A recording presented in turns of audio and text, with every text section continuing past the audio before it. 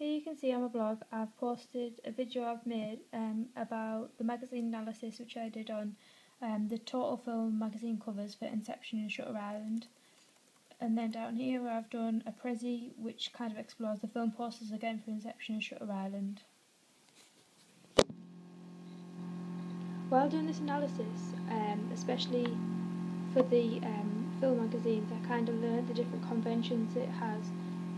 compared to what we learn in the first year with music magazines. For film magazines, I've kind of learned that it's different where the normally it's one main actor from the film featured on the front of it,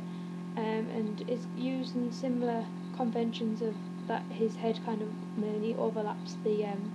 title of the magazine, but also that there's a lot less cell lines on the front of the film magazine than there normally is on other types of magazines. This is probably because it's kind of focusing on one main film of the issue, so I have to kind of keep taking this into consideration for when I'm creating my film magazine for my media package. While doing this magazine analysis, I've learnt quite a lot which I can kind of take into account when I'm making my film magazine, in the sense that I have to be careful when choosing colours, which kind of work together. Like on the ones that I was looking at, it's got like a blue background and then red is highlighted for certain words and things which are kind of stand out,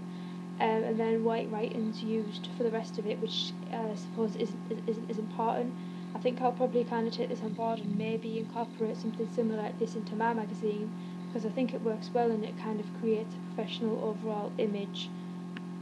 for the magazine and that. While I was doing the Prezi for my film posters, I've again learnt quite a lot. I mean, when looking at film posters myself in everyday life, you kind of notice that they're generally like image dominated, and there's not much writing. But from like exploring them further and doing this analysis, I've learnt that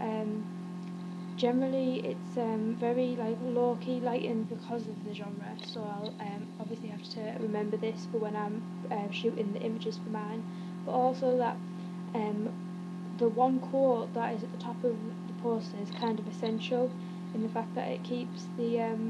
audience interested in thinking what's going to happen next, and kind of sucks them in from that very first time they see that poster into the whole media package. So then I suppose they're kind of inclined to see the film from then on, because they begin to build narratives in their head and storylines, and they want to see if that actually pans out and that actually happens. So a simple quote like that could get like thousands of people to go and see a film like that. So that's another main thing which I've learnt, which I suppose that I will definitely use when I come to do my own film poster. But also that on the bottom of the film poster, that's generally where all the main text-based items are put, like the name of the film, as well as all of the other things like the directors and the producers and things like that. I mean, that's the typical convention of any film poster, so obviously I will be using something similar when I do that for myself.